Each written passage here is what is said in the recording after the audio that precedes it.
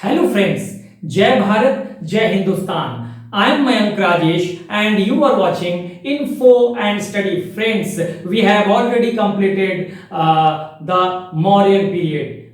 The last video, our last video was about the downfall of the Mauryans. ठीक है, मौर्यंस के पतन के बारे में हमने लास्ट वीडियो में डिस्कस कर लिया था और इस तरह से पूरे डिटेल में हमने करीब 20-21 वीडियो में हमने खत्म किया है मौर्यन पीरियड को। तो बहुत विस्तृत ढंग से हमने इसे पढ़ लिया। Now we are moving on to the post Mauryan period and today is our intro video. आज हम इंट्रो वीडियो कर रहे हैं इस पे, जिस पर हम एक फिर से आपको एक लिंक करने की कोशिश करेंगे, एक सीक्वेंस बनाने की कोशिश करेंगे, क्योंकि इतिहास मैंने कहा है कि कड़ियों को जोड़कर देखने का विषय है। ठीक है, तो हम कड़ियों को थोड़ा सा जोड़ लेंगे और फिर हम पहुंचेंगे। यहाँ पर देखिए मैंने बनाया हुआ है पोस्ट मौर्यन पीरियड के बारे में। हाँ, कौन कौन से यहाँ पे डायनेस्टी आएंगे, कौन कौन से रूलर्स आएंगे यहाँ पे। ठीक है, तो ये मैंने एक बनाया हुआ है मैप में, और यहाँ पर मैं आपको मौर्यन पीरियड के बारे में भी दिखाऊंगा। वैसे तो हम पढ़ चुके हैं, लेकिन सीक्वेंस बनाने के लिए यहाँ पे इस इंट्रो वीडियो में हम देखेंगे। देखिए, पोस्ट मौर्यन पीरियड जो है, पोस्ट मौर्यन पीरियड में कुछ विदेशी शासक भी होंगे और कुछ देशी शासक भी होंगे, यानी कुछ विदेशी डायनेस्टी होंगे और कुछ देशी डायनेस्टी होंगे, विदेशी वंश और देशी वंश। तो ये विदेशी वंश हैं, कुछ आएंगे विदेशी शासक कहां से, नॉर्थ वेस्ट से अटैक करेंगे, और कुछ देशी शासक होंगे, यहां मैंने बनाया हुआ है। तो देशी और विदेशी आएंगे और मौर्य साम्राज्य टूट जाएगा, खत्म हो जाएगा। ठीक है, कुछ शासक देशी होंगे, कुछ शासक विदेशी होंगे, कि फॉरेनर्स होंगे। तो वो हम डिस्कस करेंगे। अभी डाउनफॉल में भी हमने डिस्कस किया है, और यहां सेंट्रल एशिया का, पोस्ट मौर्यन पीरियड में सेंट्रल एशिया का एक बहुत इंपॉर्टेंट रोल होगा। सेंट्रल एशिया का मतलब मध्य एशिया, वो भी मैंने पिछले वीडियो में बताया था, आज भी एक बार मैं बता दूंगा आपको। ठीक है, ये मौर्यन पीरियड को यहां मैं दिखाने वाला हूं, लेकिन उसके पहले हम लिंक बनाने की कोशिश करते हैं और सीक्वेंस बनाने की कोशिश करते हैं इतिहास में। देखिए, सबसे पहले हमने पढ़ा था स्टोन एज, इससे स्टैंड फॉर स्टोन एज, पाषाण काल। तो यहां पे हमने पढ़ा था। उसके बाद हम आए थे इंडस वैली सिविलाइजेशन, आईवीसी, इसी को हम कहते हैं हड़प्पा संस्कृति। ठीक है, अब इंडस वैली सिविलाइजेशन जो था, इसके बारे में देखिए, इसका जो टाइम पीरियड है, इसके टाइम पीरियड के बारे में कुछ भी निश्चित तौर पे नहीं कहा जा सकता है। अलग अलग स्कॉलर्स ने अलग अलग टाइम पीरियड दिया है। जब मैंने पढ़ाया था उस समय भी इंडस वैली सिविलाइजेशन में जब मैं पढ़ा रहा था, तो मैंने ये बताया था कि इसके निश्चित टाइम पीरियड के बारे में बहुत सारे बताने में बहुत सारे मुश्किल आते हैं, बहुत सारे मुश्किल आए हैं। हाँ, बहुत सारी प्रॉब्लम्स आई हैं। हाँ, तो वो प्रॉब्लम्स क्या है वो भी मैंने वहां पे बताया था। इसलिए अलग अलग स्कॉलर अपने अपने हिसाब से अलग अलग टाइम पीरियड बताते हैं। कोई 2350 से 1750 बताता है, कोई 2300 से 1800 बताता है, इस तरह से अलग अलग है। ठीक है, कोई बताता है 2500 से 1500 तक, बीसी तक, हाँ, ईसा पूर्व तक। तो ये इस तरह से आता है। कहीं ऐसा देता है कि इंडस वैली सिविलाइजेशन जो है 1800 के आसपास जाके खत्म हो गया, कहीं 1900 बीसी के आसपास, यानी ईसा पूर्व के आसपास जाकर खत्म हो गया। ये सब ईसा पूर्व यानी बीसी की बात है। ठीक है, बीसी कहें या आप इसको बीसीई कहें, बिफोर कॉमन एरा। ठीक है, तो यहां से जब हम देखते हैं कि इंडस वैली सिविलाइजेशन जो है, वैदिक पीरियड जो है, वीपी स्टैंड्स फॉर वैदिक पीरियड, 1500 बीसी से शुरू हो जाता है और 600 बीसी तक चलता है। इट मींस हम मान के चलते हैं कि चलिए 1500 के आसपास, चाहे 1800 हो, 1750 हो, इंडस वैली सिविलाइजेशन जो है, हाँ, 1800 के आसपास, 1900 के आसपास, 1750 के आसपास ये खत्म हुआ होगा। और इंडस वैली सिविलाइजेशन जो है, ये फर्स्ट अर्बेनाइजेशन फेज था, एक शहरी सभ्यता थी, मैंने बताया था, और यानी प्रथम नगरीकरण यहीं से शुरू हुआ था, और ये शुरू हुआ था आपको इंडस नदी के किनारे। ठीक है, देखिए हम यहां तक पहुंचेंगे। ठीक है, आपका एक सीक्वेंस बन जाएगा। इंडस और इसकी सहायक नदियों के, इंडस के सहारे ये शुरू हुआ था, ये इंडस नदी है। ठीक है, इंडस के बाद ये झेलम है, झेलम के बाद ये चेनाब है। ठीक है, चेनाब के बाद ये रावी हो जाएगा, और रावी के बाद देखिए ये तो सतलज है, इसके बाद ये व्यास नदी है। ठीक है, तो इंडस और इसकी सहायक नदियों के आसपास ये शुरू हुआ था। कौन? Indus valley civilization. और फर्स्ट अर्बेनाइजेशन भी इंडस नदी के सहारे शुरू हुआ था। ये पहली बात। देखिए, दूसरे अर्बेनाइजेशन की बात जब हम करेंगे तो ये गंगा नदी के किनारे, गंगा घाटी, गंगा रिवर वैली के सहारे ये शुरू हुआ था। एग्जाम में आ जाता है कई बार। ठीक है, ये अभी हम बात करेंगे। तो ये इसको हमने पढ़ा था स्टोन एज, फिर इंडस वैली सिविलाइजेशन, देन हम आए थे कहां पे, वैदिक पीरियड में, जिसका समय 1500 से 600 ईसा पूर्व तक का है, यानी 1500 टू 600 बीसी तक का है, जिसको दो पार्ट में बांटा गया, अर्ली वैदिक पीरियड या उसको हम ऋग वैदिक पीरियड कहते हैं। ये ऋग वैदिक पीरियड जिसकी जानकारी हमें सिर्फ ऋग्वेद से मिलती है, 4 वेद हैं हमारे पास, ठीक है, 4 वेद हैं, तो सिर्फ ऋग वैदिक से अर्ली वैदिक पीरियड की जानकारी मिलती है, जिसका समय 1500 से 1000 बीसी यानी 1500 टू 1000 बीसी, 1500 से 1000 ईसा पूर्व तक का समय है। और लेटर वैदिक पीरियड यानी उत्तर वैदिक काल का समय फिर 1000 से 600 बीसी तक का है, यहां लिखा हुआ है, ठीक है। अब देखिए इसके बाद हम आते हैं कहां पे, इसके बाद 16 महाजनपदों का समय है 6th सेंचुरी बीसी का, और इसको महान परिवर्तनों का काल कहा गया क्योंकि यहां बहुत बड़ी बड़ी घटनाएं हुई हैं। मैंने बताया था 6th सेंचुरी बीसी में महान परिवर्तनों का काल था, ठीक है, महान परिवर्तनों का काल 6th सेंचुरी बीसी, 6ठी शताब्दी ईसा पूर्व। आप एक बार चाहे तो पहले स्क्रीनशॉट ले लें। तो ये 6th सेंचुरी बीसी में एक महान परिवर्तनों का काल कहा जाता है, क्यों? क्योंकि यही समय है जब 16 महाजनपद उभर के आएंगे, ठीक है, 16 महाजनपद यहां पे होंगे, ठीक है, 16 महाजनपद। इसी समय द्वितीय अर्बनाइजेशन फेज, देखिए द्वितीय अर्बनाइजेशन फेज शुरू हो जाएगा, हाँ, द्वितीय नगरीकरण का फेज जो कि गंगा नदी के सहारे शुरू होगा। फर्स्ट अर्बनाइजेशन, प्रथम नगरीकरण सिंधु नदी के किनारे शुरू हुआ था और इसके आसपास, ठीक है, सिंधु नदी के सहारे, लेकिन दूसरा अर्बनाइजेशन गंगा नदी के सहारे शुरू होगा, ठीक है, ये हो जाएगा बहुत 6th सेंचुरी बीसी में 16 महाजनपद। सेकेंड अर्बनाइजेशन, रिलीजियस मूवमेंट भी हुए थे, कई वैदिक धर्म के खिलाफ कई धर्म उभर के आए थे, लेकिन मेन 2 धर्म हमने देखा था, पढ़ा था, यही इनका आंदोलन जो था बहुत ही मुखर था, बुद्धिज्म और जैनिज्म का, ठीक है। तो यहां बुद्धिज्म और जैनिज्म को हमने देखा था। फिर उसके बाद देखिए फॉरेन इन्वेजन होंगे। पहला फॉरेन इन्वेजन ईरानी इन्वेजन होगा, डेरियस फर्स्ट यानी दारा फर्स्ट का, ठीक है। उस समय ईरानी साम्राज्य बहुत बड़ा साम्राज्य था, ठीक है, पूरा ईरानी साम्राज्य को कहा जाता था।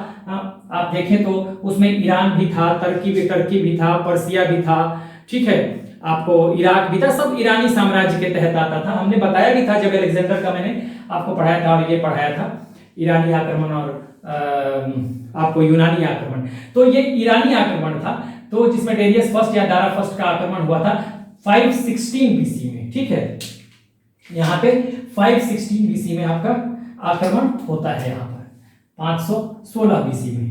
तो पहला फॉरेन इन्वेजन यही था। दूसरा फॉरेन इन्वेजन यूनानी था, ग्रीक इन्वेजन था, जब अलेक्जेंडर आता है, हाँ, यूनान के मैसिडोनिया से अलेक्जेंडर या इसको कहे सिकंदर, वो 326 बीसी में आता है और इस 326 बीसी में वो आक्रमण तो करता है, लेकिन ये जो व्यास नदी है इसको पार नहीं कर पाता है, ठीक है। और उस समय शासन है घनानंद का, मगध पे उस समय शासन है, अभी मैं फिर से आऊंगा, ठीक है, घनानंद का शासन था, ठीक है। और यही घनानंद को हराने के बाद यहाँ पे मौर्य डायनेस्टी की शुरुआत होती है। फिर से एक बार हम देखते हैं इसमें क्या चीजें हैं। ये घनानंद, हाँ, बहुत सारी चीजों को यहाँ समझना है कैसे। यहाँ पे जन था, फिर जनपद आ गया, ठीक है, जनपद आया। देखिए सबसे पहले अगर हम इसको छोड़ दें, ये एक शहरी सभ्यता था, फिर खत्म हो गया इंडस वैली सिविलाइजेशन।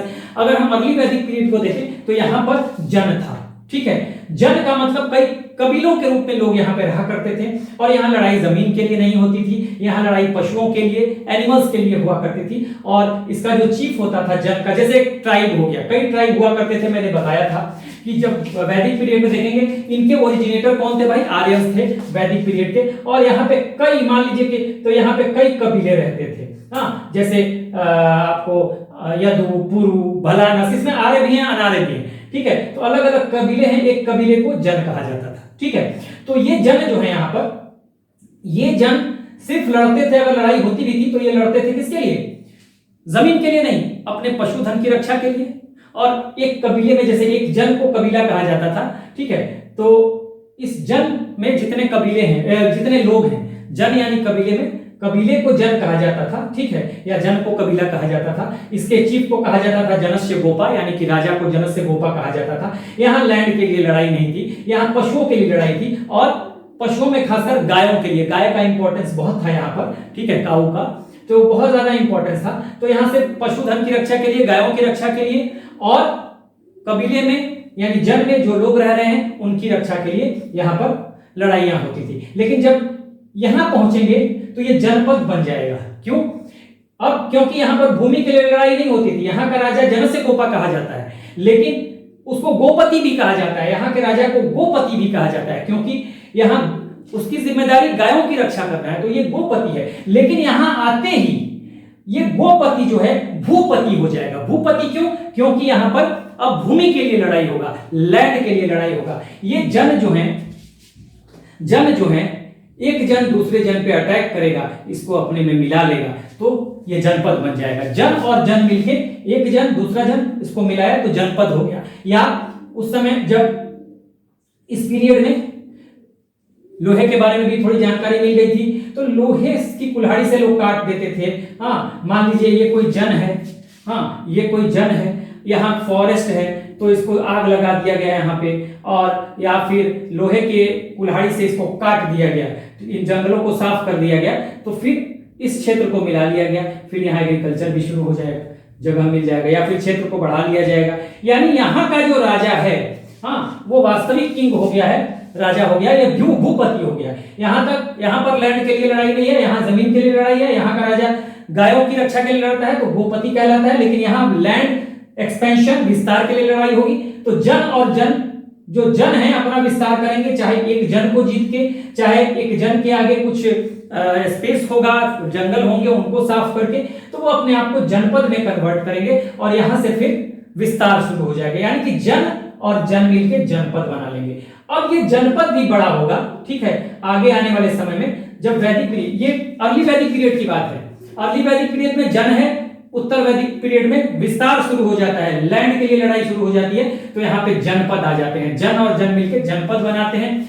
फिर कई जनपद मिलेंगे और महाजनपद आपको देखने के लिए मिलेगा। तो 6th सेंचुरी बीसी में 16 महाजनपद देखने के लिए आपको मिल रहे हैं, ठीक है, 16 महाजनपद, जिसमें एक मगध जो है, देखिए मगध महाजनपद स्ट्रॉन्गेस्ट बन के उभरता है, यहीं पे मगध है, ठीक है, ये मगध है, ठीक है, ये लगभग यही मगध होगा। वैसे तो बहुत सारे हैं, यहाँ पर देखेंगे तो यहाँ पे आपको ये हो जाएगा, पांचाल भी होगा, ठीक है, आपको वज्जी होगा, ठीक है, मल होगा, वज्जी होगा, ठीक है, आपको ये इधर आपको कंबोज और गांधार भी होगा, ठीक है, इधर अश्वक होगा, बहुत सारे इस तरह से मैंने बताया हुआ टोटल। हाँ, ये अश्वक कह रहा हूं, अश्मक जनपद आपको साउथ में एक ही महाजनपद था, अश्मक कहा जाता था, ठीक है। तो इस तरह से आप देखेंगे तो 16 महाजनपद आपको देखने के लिए मिलेंगे, ठीक है, 6th सेंचुरी बीसी में। लेकिन इन 16 महाजनपदों में कुछ 3-4 स्ट्रॉन्ग महाजनपद होंगे, जैसे अवंती हो जाएगा, ठीक है, यहाँ पर अवंती हो जाएगा, अवंती के बाद यहाँ पे वत्स हो जाएगा, ठीक है, वत्स हो जाएगा, ठीक है, वज्जी हो जाएगा, 8 राज्यों का संघ है, जो कि आज का वैशाली और वो कहते हैं वैशाली जिसकी राजधानी थी मुजफ्फरपुर, ये सब का एरिया जो है ना आज का, तो वो वज्जी महाजनपद में आता था। तो इस तरह से हम देखेंगे कि 16 महाजनपद थे, और 16 महाजनपदों में 3-4 स्ट्रॉन्ग थे, और उसमें सबसे ज्यादा स्ट्रॉन्ग बन के उभरता है मगध। ये मगध है, और यहीं से मगध उभरता है, और मगध का फिर विस्तार, मगध में कई डायनेस्टी उभर के आते हैं। सबसे पहले जिसके बारे में कोई हिस्टोरिकल जानकारी नहीं है, तो वृहद्रथ वहां का शासक हुआ करता था, लेकिन बाद में आपको 16 महाजनपद में जब मगध स्ट्रॉन्गेस्ट महाजनपद बन के उभरता है, सबसे बड़ी ताकत बन के उभरता है, तो यहाँ पर 2-3 डायनेस्टी, बड़ी स्ट्रॉन्ग डायनेस्टी आते हैं। यहाँ पे 2-3 बड़े मजबूत वंश, सबसे पहले हर्यक डायनेस्टी या हर्यंका डायनेस्टी, हर्यक या हर्यंका डायनेस्टी, हर्यक या हर्यंका, इसको पितृहंता वंश भी कहते हैं, क्योंकि इसमें पिता की हत्या कर दी जाती है ना पुत्र के द्वारा।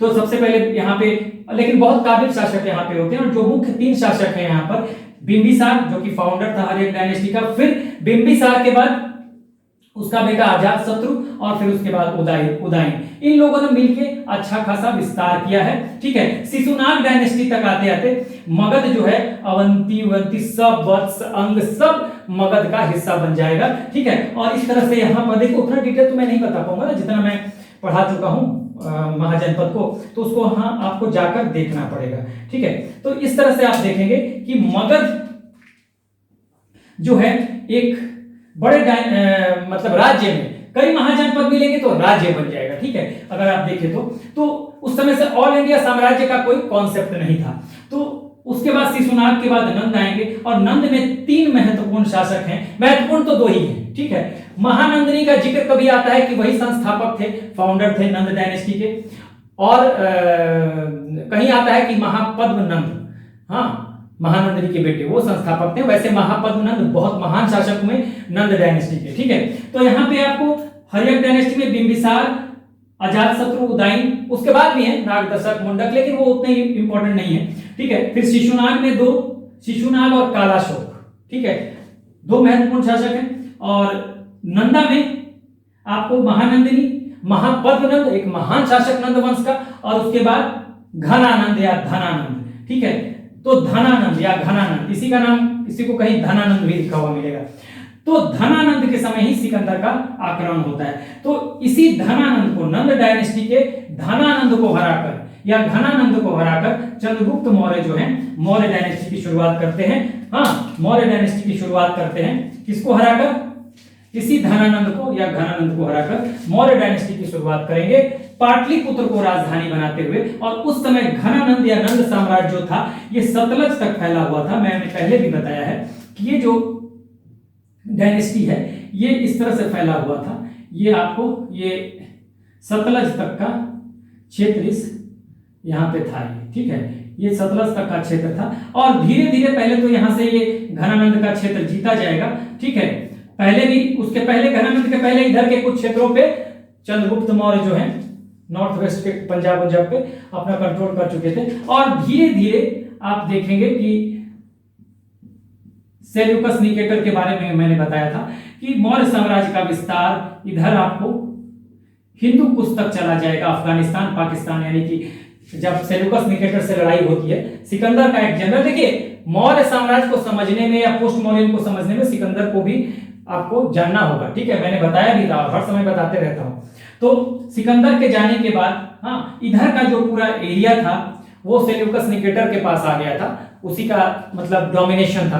उसका सिकंदर का एक जनरल था सेल्यूकस निकेटर। तो जो भी एरिया था ना आपको ईरान, इराक, उसको देखिए, वो जो ये ईरानी आक्रमण था ना, तो ये एक बहुत बड़े साम्राज्य को लिए हुए था। इधर देखेंगे अगर इधर, तो इधर बहुत बड़ा साम्राज्य था जिसको क्रॉस करके सिकंदर आया था। और ईरान का जो पहले तो ईरानी आक्रमण डेरियस फर्स्ट था, सिकंदर का आक्रमण हुआ डेरियस थर्ड के समय, दारा थर्ड के समय।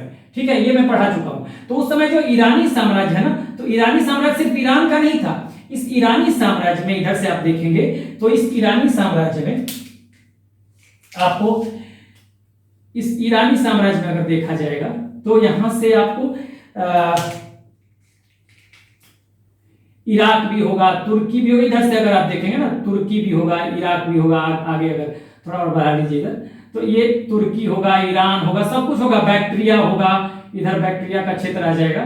ठीक है, यहाँ मैंने अफगानिस्तान बनाया तो यहाँ पे बैक्टीरिया होगा। तो तुर्की, आपको ईरान, इराक, इवन इजिप्ट जो इधर आपको अफ्रीकन कॉन्टिनेंट में आएगा, तो इजिप्ट भी होगा। और इस पूरे साम्राज्य पे, इस पूरे पे ईरान का प्रभाव था, ईरान के कंट्रोल में सारा था।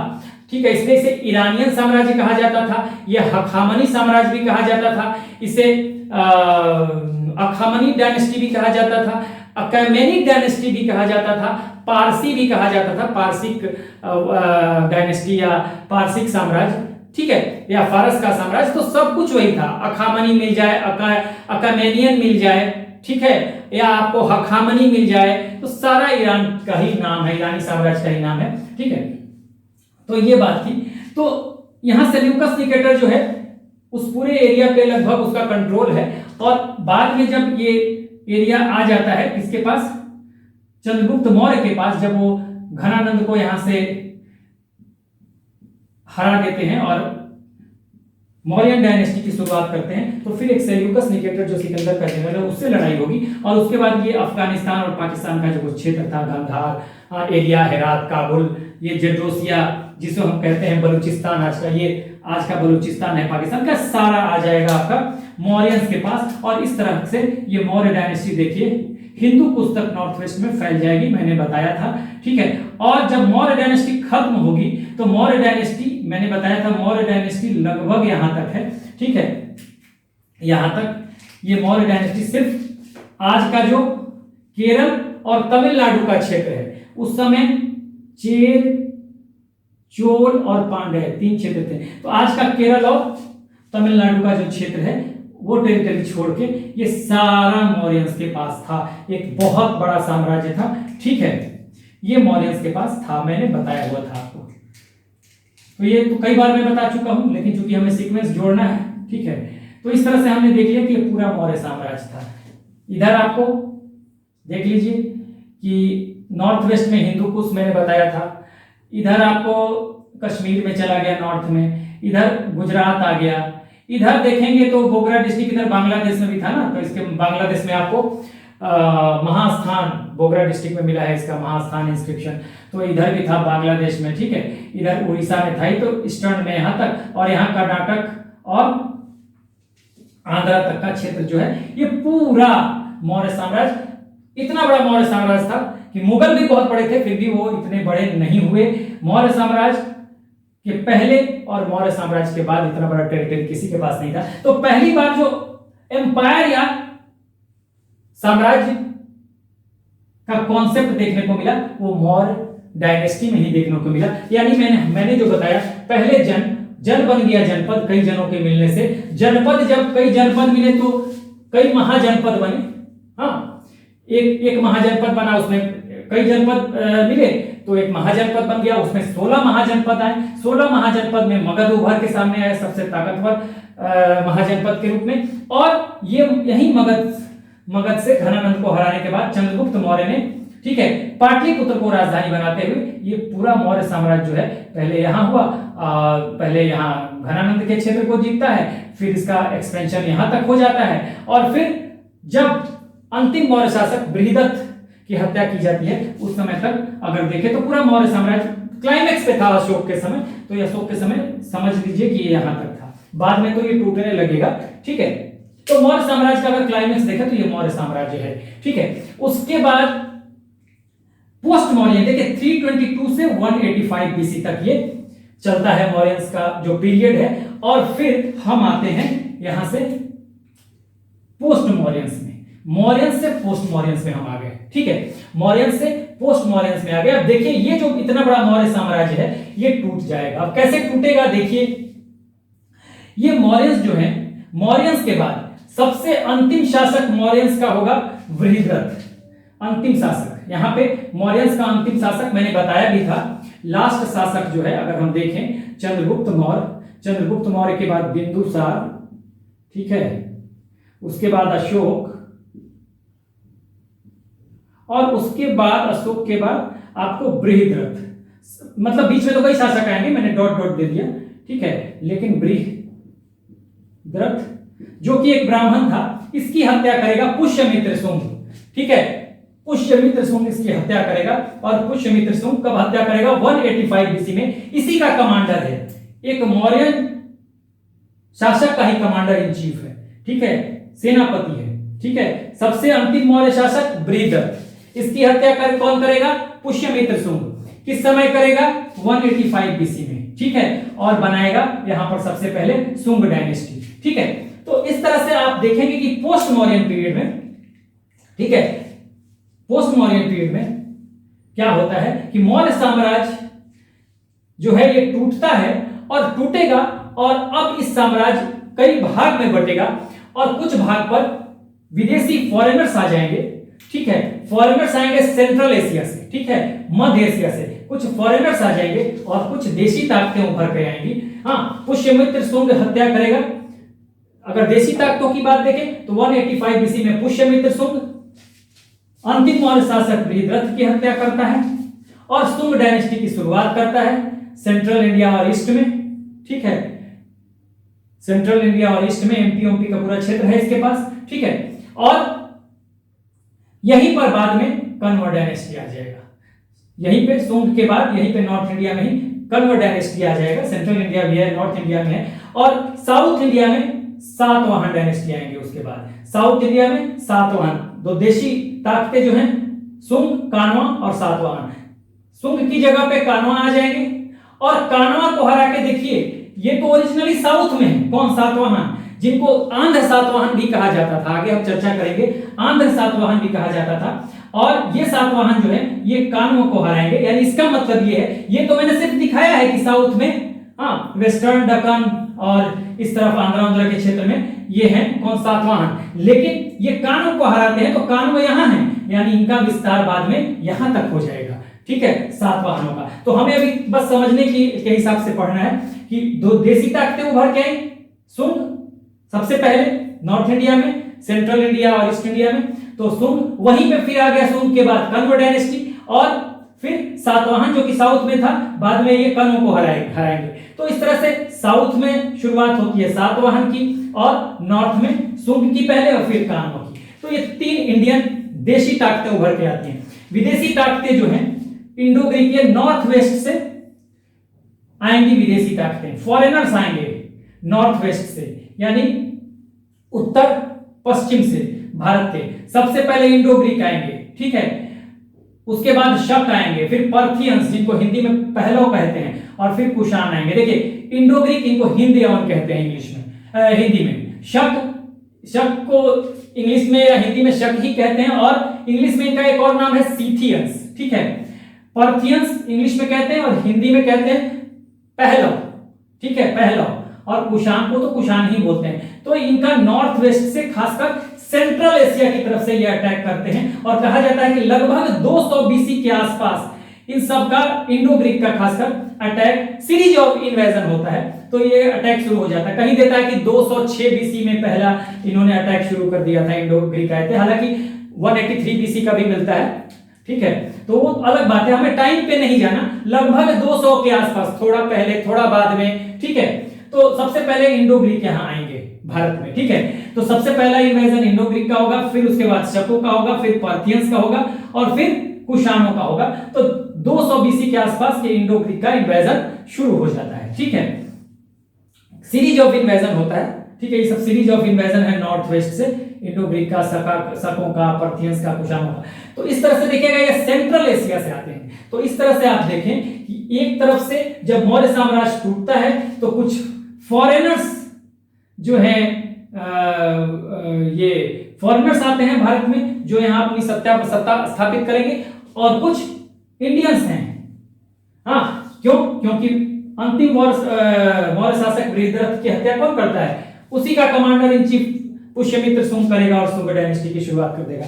तो ये 4 विदेशी ताकतें, और देखें तो मुख्य रूप से 3 देशी ताकतें, सुंग, कण्व और सातवाहन, ये मौर्य साम्राज्य के खत्म होने के बाद उभर के आएंगी। ठीक है, इसमें सेंट्रल एशिया का बहुत इंपॉर्टेंस है, जिसको कि अभी हम देखेंगे कि सेंट्रल एशिया क्या है। हालांकि मैंने डाउनफॉल वाले में भी आपको एक बार समझा दिया था सेंट्रल एशिया क्या है, और यहाँ हम किन किन लोगों को पढ़ रहे हैं उसके बारे में एक मोटा-मोटी एक रफ आइडिया हम यहाँ पर ले लेंगे, और उसके बाद फिर हम नेक्स्ट जब वीडियो करेंगे तो हम इंडो ग्रीक से शुरू करेंगे। तो मेरे ख्याल से आपको आइडिया लग गया होगा कि ये हमने एक सीक्वेंस भी बना दिया कि किस तरह से हमारा इतिहास चला, किस तरह से मौर्य डायनेस्टी बनी, और किस तरह से ये पोस्ट मौर्यन पीरियड में पहुंची। इतना बड़ा ये मौर्य साम्राज्य, ठीक है, ये टूटता है किस तरह से।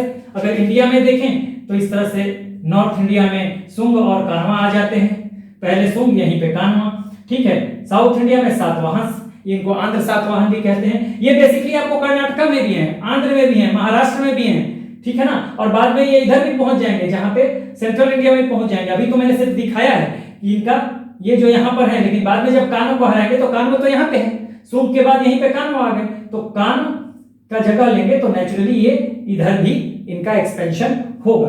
ठीक है, तो अब हम आगे थोड़ा सेंट्रल एशिया का कॉन्सेप्ट ले लेंगे, और यहाँ ये जान लेंगे कि क्या क्या यहाँ पे किन किन के बारे में हमें थोड़ा इंफॉर्मेशन लेना है। उसके बाद नेक्स्ट वीडियो से हम प्रॉपर पोस्ट मौर्यन की कहानी शुरू करेंगे। तो आइए अब आगे बढ़ते हैं। तो आइए अब देखते हैं कि यहाँ पर हम किन किन शासकों को पढ़ेंगे और सेंट्रल एशिया का कॉन्सेप्ट भी हम समझ लेंगे। तो देखिए मैंने ये बताया था कि पोस्ट मौर्यन पीरियड में जिनका समय क्या है 200 BC से लेकर 300 AD तक, यानी कि ये AD में हम पहुंच गए हैं, ठीक है, ईस्वी में पहुंच गए हैं, ठीक है। तो हमने ये बताया था कि पोस्ट मौर्यन पीरियड में फॉरेनर्स भी हैं और इंडियंस भी हैं। हाँ, कुछ फॉरेनर्स आते हैं भारत में और कुछ जो इंडियन जो ताकतें हैं वो उभर कर आएंगी और इस तरह से मौर्य साम्राज्य का अंत हो जाएगा यहाँ पर, ठीक है। तो फॉरेनर ताकत में मैंने बताया कि कौन कौन से लोग होंगे। देखिए मैंने ये बताया था कि यहाँ पर नॉर्थ वेस्ट से कुछ आक्रमण होंगे और ये सीरीज ऑफ आक्रमण है, सीरीज ऑफ इन्वेजन है। हाँ, पोस्ट मौर्यन पीरियड में देखिए इंडो ग्रीक आ रहे हैं और इंडो ग्रीक इधर से आएंगे, ठीक है। सबसे पहले इंडो ग्रीक ही आ रहे हैं, ठीक है। इंडो ग्रीक आएंगे, वो भी नॉर्थ वेस्ट से आएंगे, शक भी आएंगे, पार्थियंस भी आएंगे, कुषाण भी आएंगे। तो इंडो ग्रीक में जो हम महत्वपूर्ण शासक हैं वो मिनांडर है, ठीक है। बहुत ज्यादा सबके बारे में नहीं पढ़ना है, कुछ हम शक आ जाइए यहाँ पर सीथियंस। तो यहाँ पे तो रुद्रदामन को हम पहले से भी सुदर्शन झील के बारे में हमने जाना है, ठीक है। अब पहले इंडो ग्रीक आते हैं, फिर शक यानी सीथियंस आते हैं और इनके कई ब्रांचेस थे। तक्षशिला का ब्रांच था, ठीक है, आपको मथुरा का ब्रांच था इनका, उसके अलावा इनका मालवा का ब्रांच था, नासिक का ब्रांच था। 4 ब्रांचेज इनके थे शकों के, ठीक है। तो इसके प्रमुख शासक के रूप में हम रुद्रदामन को देखेंगे और यहाँ पर गोंडोफर्निस सिर्फ एक जानकारी लेनी है, बहुत ज्यादा कुछ नहीं पढ़ना है। और यहाँ पे जो पढ़ना है कनिष्क को, और ये जो कनिष्क हैं ये बहुत ज्यादा इंपॉर्टेंट है क्योंकि यही जो कुषाण वंश के एक महान शासक के रूप में एस्टैब्लिश होंगे भारत में, ठीक है। और ये कनिष्क जो है इन्हीं के समय 4th बुद्धिस्ट काउंसिल भी होती है। इन्हीं के समय 4th बुद्धिस्ट काउंसिल होती है। जो 4 बुद्धिस्ट काउंसिल हुए थे ना, उसमें से 4th बुद्धिस्ट काउंसिल यानी चौथी बौद्ध संगति इन्हीं के समय में हुई थी, ठीक है, कनिष्क के समय में। इसको भी हम देखने वाले हैं, ठीक है। तो कनिष्क का समय हुआ था कुंडलवन कश्मीर में। कनिष्क के समय में चौथी बौद्ध संगति यानी 4th बुद्धिस्ट काउंसिल कराया गया था और महायान बुद्धिज्म को ये फॉलो करते थे। तो यहाँ हम बहुत डिटेल में कनिष्क को पढ़ने वाले हैं। बाकी इंडो ग्रीक यानी इनको हिंदू एवं कहेंगे, मिनांडर प्रमुख शासक, शक या सीथियंस में रुद्रदामन प्रमुख शासक, और रुद्रदामन के बारे में हम पढ़ भी चुके हैं। रुद्रदामन का जूनागढ़ अभिलेख हम मौर्यंस के समय में भी पढ़े थे, ठीक है। गोंडोफर्निस बहुत ज्यादा कुछ नहीं जानना है, हाँ, बस एक जानकारी लेनी है। पर्थियंस थे यानी हिंदी में इनको पहलव कहेंगे, और कुषाण जो कनिष्क थे। तो यहाँ का देखिए ये जो सारा अटैक हो रहा है फॉरेनर्स का, ये अटैक नॉर्थ वेस्ट से हो रहा है और इसमें सेंट्रल एशिया का, सेंट्रल एशिया की तरफ से आएंगे सब। तो सेंट्रल एशिया का बड़ा इंपॉर्टेंट रोल है यहाँ पर मध्य एशिया का। अभी हम समझेंगे कि मध्य एशिया क्या है। वैसे भी मैंने मध्य एशिया और सेंट्रल एशिया के बारे में जब डाउनफॉल पढ़ा रहा था, पिछले वीडियो में मैंने डाउनफॉल पढ़ाया है मौर्यंस का, तो वहां पे भी बताया हुआ है, ठीक है। उसके बाद मैंने कहा कि कुछ देशी ताकतें, इसमें शुंग डायनेस्टी, अंतिम मौर्य शासक बृहद्रथ की हत्या करके पुष्यमित्र शुंग जो है, जो कि बृहद्रथ का ही कमांडर इन चीफ है, उसी की हत्या कर देता है, मर्डर कर देता है और यहाँ पे शुंग डायनेस्टी की शुरुआत करते हैं। ये सब ब्राह्मण है शुंग। उसी के बाद आ जाएगा कर्ण डायनेस्टी यहीं पे, और फिर वहीं पे आपको साउथ इंडिया में शुरुआत होगी सातवाहन का, या इनको आंध्र सातवाहन भी कहते थे। और सब ये जो थे ये ब्राह्मण थे और वैदिक धर्म को फॉलो करने वाले थे, वैदिक रिचुअल्स को फॉलो करने वाले थे। तो आप एक परिवर्तन देख रहे हैं कि मौर्यंस के पास जहां पे मौर्यंस के समय जहां हर धर्म का कोऑर्डिनेशन कहा जाता है कि है, ब्राह्मण भी मैंने हिंदू भी रह रहे हैं, वैदिक कल्चर को भी फॉलो किया जा रहा है, वहां पे आपको आजीवक भी हैं, हाँ, जैन भी हैं। बिंदुसार खुद जैन धर्म बिंदुसार ने ग्रहण कर लिया। बिंदुसार ने आजीवक धर्म ग्रहण कर लिया था। जो मौर्य डायनेस्टी के फाउंडर थे बिंदुसार के पहले चंद्रगुप्त मौर्य, उन्होंने अंतिम समय में जीवन के जैन धर्म अडॉप्ट किया था। अशोक ने बौद्ध धर्म अडॉप्ट किया था। तो हमने देखा कि हर धर्म के लोगों का सम्मान था, लेकिन फिर एक वर्चस्व ब्राह्मणों का बढ़ेगा। वैदिक पीरियड में ब्राह्मणों का वर्चस्व था, ठीक है। फिर आपको एक कोऑर्डिनेशन आपको यहां देखने के लिए मिल रहा है, कहां पे, मौर्यन पीरियड में, और फिर आपको बाद में फिर ब्राह्मणों का एक तरह से यहां पे वर्चस्व बनता है, ठीक है। तो हमें जो पढ़ना है यहां पे शुंग के बाद हमने बताया कि कर्ण यहीं पे आ जाएंगे, और फिर सातवाहन जो कि साउथ इंडिया में आएंगे, और ये महाराष्ट्र में भी होंगे, कर्नाटक में भी होंगे, आंध्रा में भी होंगे। और बाद में ये तो मैंने यहाँ पे दिखाया है, मैंने कहा कि साउथ से शुरुआत होती है, ये कण्व को ही रिप्लेस करेंगे यहाँ पे, तो नेचुरली इनका एक्सपेंशन इधर भी होगा, ठीक है, इनका एक्सपेंशन इधर भी होगा। तो यहां पर जो हमें पढ़ना है, तो यहाँ पे मुख्य हमें पुष्यमित्र शुंग को पढ़ना है। पुष्यमित्र शुंग जो कि फाउंडर था, बृहदत्त की हत्या की थी इसने, अंतिम मौर्य शासक पुष्यमित्र शुंग, इसको पढ़ेंगे। कानवा में हमें कुछ नहीं पढ़ना है, खाली हाँ हम कौन कौन से इसमें शासक हुए उसको, और अंतिम शासक कौन था ये जरूर देख लेंगे, ठीक है। यहाँ पे सातवाहन में भी मुख्य जो शासक होंगे, जो इंफॉर्मेशन हमें लेना है सातकर्णी फर्स्ट के बारे में, ठीक है। सातकर्णी प्रथम, हाल, गौतमी पुत्र सातकर्णी, वशिष्ठी पुत्र पुलवामी।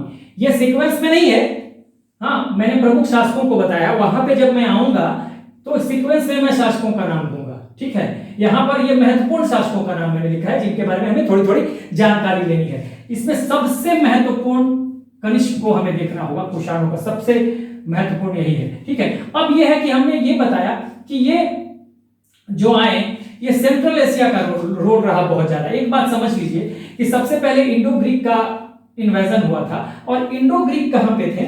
इंडो ग्रीक ये बैक्ट्रिया पे थे, यहाँ पे ये यहीं पे इनका बेस था। ग्रेसो इंडियन भी कहते हैं, हिंदी में हिंद यमन भी कहते हैं। ये बैक्ट्रिया वाला क्षेत्र जो है, बैक्ट्रिया आपको नॉर्दर्न अफगानिस्तान, ठीक है, और कुछ सेंट्रल एशिया का जो पार्ट है, कुछ सेंट्रल एशिया का भी पार्ट उसमें आ सकता है। कई लोग बोलते हैं सेंट्रल एशिया का भी पार्ट आता है, नॉर्दर्न अफगानिस्तान, इसको बैक्ट्रिया कहा जाता था और यही बेस था, ठीक है। अब इसको हम यहां समझते हैं, देखिए सेंट्रल एशिया को। सेंट्रल एशिया क्या है? देखिए यहां पे हिमालय है, ये हिमालय का पूरा रेंज है, इधर आपको पामीर हो जाएगा और हिंदू कुश हो जाएगा इधर, ठीक है।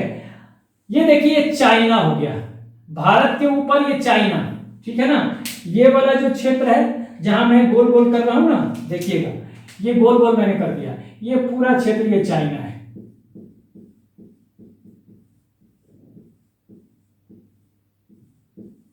ये चाइना वाला क्षेत्र है, ठीक है। ये चाइना हो गया, ये चाइना हो गया। ये वाला जो आपको डार्क दिख रहा है ये मंगोलिया हो गया, और ये पूरा ऊपर वाला जो पार्ट है ये रसिया हो गया। ये इंडिया, ये पाकिस्तान और ये अफगानिस्तान, ठीक है। इंडिया, पाकिस्तान, अफगानिस्तान। यहां रसिया में देखिए ये दो बड़े पार्ट यहां पे निकल के दिखाई दे, ये गोला है जो मंगोलिया है चाइना के ऊपर, और ये जो है ये कजाकिस्तान है। अब समझिएगा, एक यहां पे ये कजाकिस्तान है, ठीक है ना, ये तो कजाकिस्तान है, ये कजाकिस्तान हो गया। यहीं पे मैं लिख नहीं पा रहा हूं क्योंकि कोई जरूरत नहीं है लिखने की, समझा देता हूं। ये कजाकिस्तान है, कजाकिस्तान के नीचे आएंगे यहां पे, कजाकिस्तान के ठीक नीचे यहां पे, तो यहां पे आप देखेंगे कजाकिस्तान के ठीक नीचे यहां पे किर्गिस्तान होगा, छोटा कंट्री है। सबसे बड़ा ये सेंट्रल एशिया के 5 कंट्री होंगे, ठीक है। कजाकिस्तान, किर्गिस्तान, फिर यहीं पे आपको Tajikistan, Tajikistan, Kazakhstan, Kyrgyzstan, Tajikistan, यहां पे आएंगे तो बीच में यहीं पे उज्बेकिस्तान, और फिर यहां पे तुर्कमेनिस्तान। एग्जैक्ट मैप नहीं है लेकिन मतलब मैंने आपको लोकेशन बता दिया, अगर आप मैप देखेंगे तो आपको पता भी चल जाएगा, ठीक है। इंडिया, पाकिस्तान, अफगानिस्तान, इसके ऊपर ये जो गोल गोल में ये सब चाइना का पार्ट हो गया। चाइना के सबसे ऊपर, ये चाइना के ऊपर देखिए रसिया है, लेकिन बीच में क्या है? चाइना के ऊपर मंगोलिया है, और ये जो है ये 5 सेंट्रल एशियन कंट्री यानी मध्य एशिया के देश में दिखा रहा हूं। सबसे बड़ा मध्य एशिया सेंट्रल एशियन कंट्री कौन सा है? कजाकिस्तान, देखिए सबसे बड़ा कजाकिस्तान, ठीक है। उसके बाद ये छोटा सा मैंने बस एक बिंदु लगाया है किर्गिस्तान, कजाकिस्तान, किर्गिस्तान, यहीं पे तजाकिस्तान, ठीक है। उसके बाद बीच में है एक कंट्री छोटा सा, इसको कहते हैं आज भी कहते हैं, ये है आज जो है ये है उज्बेकिस्तान, और ये जो है तुर्कमेनिस्तान, ठीक है, तुर्कमेनिस्तान। तो इस तरह से 5 देश हैं सेंट्रल एशिया में। तो ये पूरा जो पार्ट है एक तरह से देख लीजिए, ये पूरा पार्ट जो है ये सेंट्रल एशिया है, ये मैंने क्रॉस लगा दिया, ये सब सेंट्रल एशिया, ठीक है, सेंट्रल एशिया। तो देखिए किधर है? नॉर्थ वेस्ट में है भारत के। अफगानिस्तान का नॉर्दर्न पार्ट, और कुछ पार्ट उधर सेंट्रल एशिया के, ठीक है ना। ये जो है यहीं पे रहते थे, जहां इनका बेस बन गया था इंडो ग्रीक का, ठीक है, इंडो ग्रीक का। मैंने एक चीज बताया था, यहां पे इंडो ग्रीक है, यही इंडो ग्रीक है। ये देखिए चाइना है। मैंने आपको पहले भी पिछले वीडियो में बताया था, जब मैं डाउनफॉल पढ़ा रहा था मौर्यंस का, कि एक बहुत बड़ा कारण था इनका इधर से अटैक होने का, क्योंकि अशोक के समय क्या हुआ कि नॉर्थ वेस्ट फ्रंटियर पे हमने ध्यान नहीं दिया आपने। वही चाइना ने क्या किया, यहां एक ये शक थे, हाँ, शक अपने आप को इस क्षेत्र में सेंट्रल एशिया में अपने को स्प्रेड कर रहे थे, अपने को फैला रहे थे, अपने आप को एस्टेब्लिश कर रहे थे। ये शक जो है, जिन्हें सीथियंस कहते हैं, और ये चाहते थे कि ये चाइना में भी आए, ठीक है ना, ये चाइना में भी आए, ठीक है ना, ये चाहते थे कि चाइना में भी आए। ये चाइना जो है, ये चाहते थे कि यहां से चाइना में भी आए ये। लेकिन तब तक चाइना ने क्या किया था कि चाइना ने 220 बीसी के आसपास ग्रेट वॉल ऑफ चाइना यहां बना दिया, ठीक है ना। ये यहां पे बन गया ग्रेट वॉल ऑफ चाइना। जब ग्रेट वॉल ये चाहते थे चाइना में भी जाना, दो जगह बच रहा है, एक इधर से नॉर्थ वेस्ट से इंडिया की तरफ आ सकते हैं, और यहां इधर से चाइना में भी ये जा सकते हैं। लेकिन यहां पे जब चाइना ने बना दिया ग्रेट वॉल ऑफ चाइना, तो इन शकों का जो है, पहले शक थे, तो शकों का जो है, इधर जो अपने आप को सेंट्रल एशिया में और चाइना में ले जाना चाहते थे इधर से, तो वो अब इनका एंट्री अब चाइना में नहीं हो सकता। चाइना में एंट्री कैसे होता, जब ये ग्रेट वॉल ऑफ चाइना बन गया। तब शकों के लिए क्या हो गया, शकों ने, और कहा जाता था कि एक यूची जाति थी, हाँ, वो बाद में हम पढ़ेंगे, यही यूची के बारे में हम पढ़ेंगे। ये यूची भी इनको खदेड़ रहे थे शकों को, तो यूची शकों को खदेड़ रहे थे, इनको सीथियंस को। और यहां पे थे कौन, इंडो ग्रीक, ठीक है ना, यहां पे इंडो ग्रीक है, ये इंडो ग्रीक है, अपना बेस बनाया हुआ कहां पे, बैक्ट्रिया का क्षेत्र है ये, बैक्ट्रिया मैंने बताया अफगानिस्तान का नॉर्दर्न पार्ट और कुछ सेंट्रल एशिया यानी मध्य एशिया का भी पार्ट। बहुत ज्यादा किताबों में लिखेगा कि केवल अफगानिस्तान का, लेकिन लगभग आ जाता है, कई बार उसमें सेंट्रल एशिया के भी कुछ पार्ट आ जाएंगे। तो ये बैक्ट्रिया, तो बैक्ट्रिया में यहां पे इंडो ग्रीक हैं, और शक जो है, ये सीथियन जो है, ये अपने आप को फैला रहे हैं। लेकिन चूंकि अब ये ग्रेट वॉल ऑफ चाइना बन जाने से इधर तो आ नहीं सकते हैं, तो सीथियंस का प्रेशर जो होगा, वो प्रेशर होगा सीथियंस का, ये सीथियंस या शकों का प्रेशर यहाँ पे जो बैक्ट्रिया में जो इंडो ग्रीक हैं, इन पर ये प्रेशर लगाएंगे, अपना प्रेशर बनाएंगे। तो इसी प्रेशर में कहा जाता है कि ये भारत की तरफ बैक्ट्रिया से बढ़ जाएंगे, ठीक है। तो इसलिए सबसे पहले इंडो ग्रीक का होगा भारत में इन्वेजन, फिर उसी के बाद चूंकि शक ही पीछा कर रहे हैं तो शक आएंगे, और शक के बाद पार्थियंस आएंगे, और पार्थियंस के बाद ये कुषाण आएंगे। तो सबके बारे में, सबका एक रीजन था, सब पे किसी ना किसी का प्रेशर था, वो प्रेशर हम सब बढ़ेंगे बाद में आगे आने वाले समय में। बस अभी इतना समझिए कि सबसे पहला सेंट्रल एशिया से की तरफ से और बैक्ट्रिया की तरफ से जो अटैक होता है नॉर्थ वेस्ट से, वो इंडो ग्रीक का होता है, हिंद योनो का होता है, ठीक है। तो हमने सेंट्रल एशिया को भी समझ लिया। एक चीज महत्वपूर्ण है, सेंट्रल एशिया जो है ये आज भी है ये, हाँ, कौन सा क्षेत्र, कजाकिस्तान, सबसे बड़ा सेंट्रल एशिया का पार्ट कजाकिस्तान, ठीक है ना। अब शायद आपको दिखाई भी नहीं दे रहा होगा, कजाकिस्तान सबसे बड़ा सेंट्रल एशिया का पार्ट। कजाकिस्तान के पास के यहीं पे नीचे थोड़ा सा ऊपर, यहाँ पे तो अफगानिस्तान आ गया ना, कजाकिस्तान, यहीं पे किर्गिस्तान हो जाएगा, उसके नीचे तजाकिस्तान हो जाएगा, बीच में उज्बेकिस्तान और फिर तुर्कमेनिस्तान। ये 5 देश हैं जिनको सेंट्रल एशिया का देश कहा जाता है। सबसे बड़ा जिसमें सेंट्रल एशिया के देशों में यानी मध्य एशिया के देशों में कौन सा है, कजाकिस्तान, ठीक है, कजाकिस्तान। और ये जो है, ये जो सेंट्रल एशिया के जो 5 देश हैं, ये पहले यूएसएसआर यानी कि सोवियत यूनियन के पार्ट हुआ करते थे, यानी ये सब सोवियत यूनियन में थे, सब ये सोवियत यूनियन में थे। ये उस समय इनका नाम तो यही था, लेकिन ये सोवियत यूनियन के पार्ट थे। 1991 में सोवियत यूनियन, जिसे सोवियत संघ कहा जाता है, हाँ, सोवियत यूनियन को यूएसएसआर भी कहते हैं, सोवियत यूनियन कहते हैं, सोवियत संघ कहते हैं। 1991 में इसका डिसइंटीग्रेशन होता है और ये 15 देशों में बट जाएगा। उसी के बाद में 5 देश जो हैं ये अलग हो गए थे। अब ये भी सोवियत यूनियन नहीं रहा, ये हो गया रसिया, ठीक है, अब ये रसिया हो गया। जब ये सब देश और 15 देश एक साथ थे तो वो थे सोवियत यूनियन, लेकिन अब ये रसिया हो गया और इन्हीं से ये सेंट्रल एशिया के 5 देश निकल के आ गए। कौन कौन से? सबसे बड़ा देश कजाकिस्तान, यहीं पे नीचे किर्गिस्तान, फिर यहीं पे पास में तजाकिस्तान, यहीं पे बीच में उज्बेकिस्तान, यहीं पे किनारे फिर तुर्कमेनिस्तान। इस तरह से आपको मिल जाएगा। तो ये सेंट्रल एशिया है जो पहले कभी सोवियत यूनियन के हिस्सा हुआ करते थे। तो एक तरह से देखा जाएगा कि पोस्ट मौर्यन पीरियड में जो फॉरेन अटैक्स होता है उसके थ्रू, और जो यहाँ पे आके जो फॉरेन रूलर्स जो आके एस्टैब्लिश होते हैं, तो सेंट्रल एशिया के साथ हमारा कनेक्शन भी बढ़ता है।